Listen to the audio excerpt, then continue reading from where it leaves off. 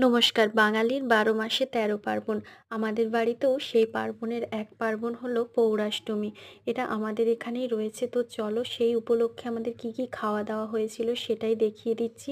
প্রথমেই দেখো কড়াইশুঁটির কচুরি কিন্তু থালায় দিয়ে দেওয়া হচ্ছে।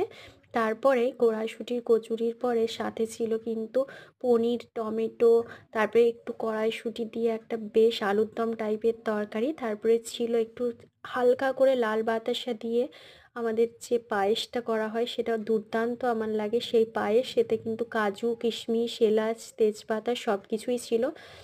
আর যেটা দেওয়া হয় সেটা হচ্ছে বিজোড় মিষ্টি। তো দেখো আমি যে মিষ্টিগুলো নিয়ে এসেছিলাম তার মধ্যে একটা মিষ্টি কম পড়ে গিয়েছিল, তার জন্য কিন্তু বাতাসা দিয়ে দিয়েছে। তো এখানে দেখো ছানা পোড়া মিষ্টি থেকে কালো জাম, তারপরে গোলাপ জাম, রসগোল্লা, সন্দেশ সব কিছুই কিন্তু রয়েছে। তো এবারে কিন্তু খাওয়া দাওয়ার পালা। দেখো কড়াইশুঁটির কচুরির ভেতরটা কতটা সফট আর কি সুন্দর, মানে পুরটা আমি তোমাদের দেখিয়ে দিচ্ছি। আর এই যে দেখো এবারে কিন্তু আলুর দম দিয়ে খাওয়া দাওয়া করতে হবে। আমার মিষ্টি ততটা ভালো লাগছিল না।